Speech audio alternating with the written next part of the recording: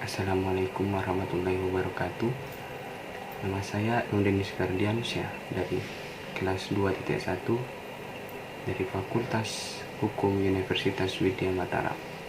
Di sini kami akan menjelaskan sebuah makalah atau mempresentasikan sebuah makalah yang berjudul Keadilan sebagai Tujuan Hukum dalam Perspektif Filsafat Hukum, yang dimana makalah ini berisikan tentang keadilan sebagai tujuan hukum, yaitu dalam pandangan filsafat hukum. Berbicara tentang filsafat, mari kita bahas terlebih dahulu tentang filsafat. Filsafat berasal dari akar kata philo dan sophia yang berarti pecinta kebijaksanaan. Sedangkan filsafat hukum adalah filsafat yang merenungkan aspek filosofis yang tentang keberadaan hukum dan praktik hukum. Objek filsafat hukum adalah hukum dan filsafat hukum mempelajari hukum baik secara spekulatif maupun kritis. Secara spekulatif berarti bahwa filsafat hukum mengajukan pertanyaan tentang hakikat hukum itu sendiri, dan secara kritis filsafat hukum berusaha mengevaluasi gagasan-gagasan yang ada tentang hukum terkait dengan koherensi, korespondensi, dan fungsi. Para filsuf Yunani memiliki pemikirannya sendiri-sendiri tentang hukum pada zamannya yang dikaitkan dengan keadilan. Misalnya, Plato mencoba mendapatkan konsep keadilan dari inspirasi, sedangkan Aristoteles mengembangkan konsep analisis ilmiah, prinsip-prinsip rasional dengan latar belakang masyarakat dan hukum yang saat ini ada dan berlaku di masyarakat. Kontribusi Aristoteles terhadap filsafat hukum terkait dengan rumusan masalah keadilan menghasilkan pembedaan antara keadilan menjadi keadilan distributif dan keadilan remedial. Keadilan distributif mengacu pada pendistribusian barang dan jasa kepada setiap orang sesuai dengan posisinya dalam masyarakat, yang dikaitkan lagi dengan konsep persamaan di dalam hukum atau equality before the law. Sedangkan keadilan korektif adalah ukuran teknis dari prinsip-prinsip yang mengatur penerapan hukum seperti standar yang bisa digunakan untuk memperbaiki akibat dari pelanggaran hukum. Menurut Aristoteles, keadilan menurut hukum memperoleh kekuatannya dari apa yang ditentukan oleh hukum atas penyelenggaraan pemerintah daerah. Sedangkan kewenangan legislatif review ada di DPR. Dari aspek filosofis keberadaan hukum, penentuan makna dan tujuan hukum serta fungsi hukum termasuk dalam teleologi hukum atau doktrin finalitas. Teleologi hukum mengajarkan tiga teori tujuan hukum, yaitu meliputi 1. Teori etika, dan yang kedua teori utilitas, dan yang ketiga teori campuran.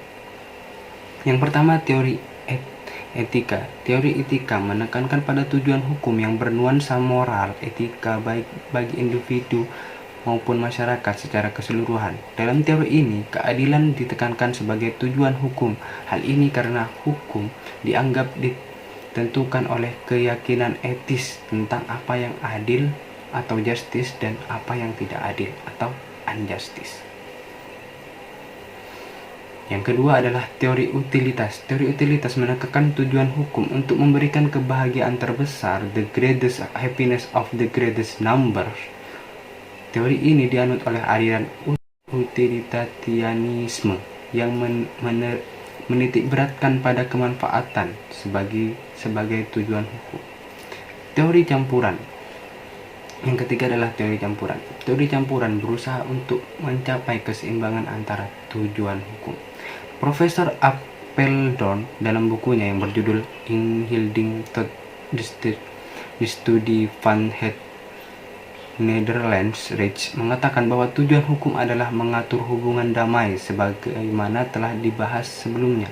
Keadilan bukan hanya satu-satunya tujuan hukum, tetapi ada hal lain seperti kemanfaatan dan kepastian hukum.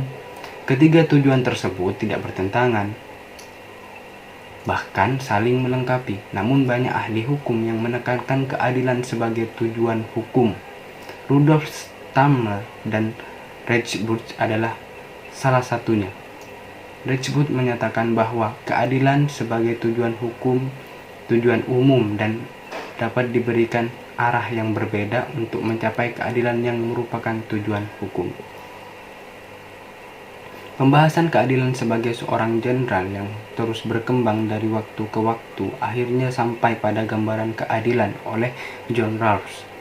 Uraian John Rawls dianggap sebagai teori keadilan yang paling komprehensif saat ini.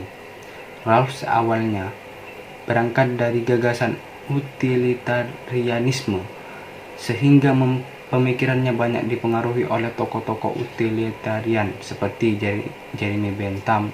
Rawls berpendapat perlu adanya keseimbangan antara kepentingan pribadi dan kepentingan bersama, di mana ukuran keseimbangan yang harus diberikan itulah yang disebut dengan keadilan. Hukum ada agar tidak terjadi benturan kepentingan pribadi dan kepentingan bersama, sehingga hukum baru akan ditaati jika mampu meletakkan prinsip-prinsip keadilan. Keadilan hanya dapat ditegakkan jika negara menerapkan prinsip keadilan agar setiap orang mendapatkan hak dasarnya. Pendapat inilah yang membuat Rawls sering masuk dalam kelompok penganut realisme hukum. Keadilan berusaha memberikan kepada siapapun yang menjadi haknya, yang dilakukan secara profesional dan tidak melanggar hukum. Bahkan pembuat undang-undang wajib berpegang pada prinsip bahwa setiap produk hukum yang dibuat harus berdasarkan keadilan. Yang menurut teori etika, tujuan hukum adalah semata-mata untuk mencapai keadilan. Keadilan menjadi semakin penting karena erat kaitannya dengan hak dan kewajiban. Memperhatikan semua pembahasan dalam tulisan saya, keadilan dan dalam filsafat hukum akan selalu ada sepanjang pelaksanaan penegakan hukum, karena esensinya dapat menyambungkan unsur-unsur tujuan hukum lainnya seperti kemanfaatan dan kepastian hukum. Yang dapat saya simpulkan dari makalah yang saya buat, keadilan sebagai tujuan hukum dalam perspektif filsafat hukum hadir untuk menjembatani kemaslahatan dan kepastian hukum. Keadilan dianggap sebagai tujuan umum dan merupakan tujuan hukum itu sendiri. Di Indonesia, pelaksanaan keadilan didasarkan pada ketentuan pasal 16 ayat 1 Undang-Undang Nomor 4 Tahun 2004 tentang kekuasaan kehakiman yang menyatakan bahwa keadilan wajib ditegakkan meskipun tidak dalam ketentuan normatif. Demikian presentasi saya, kurang lebihnya mohon maaf apabila ada kekurangan. Wassalamualaikum warahmatullahi wabarakatuh.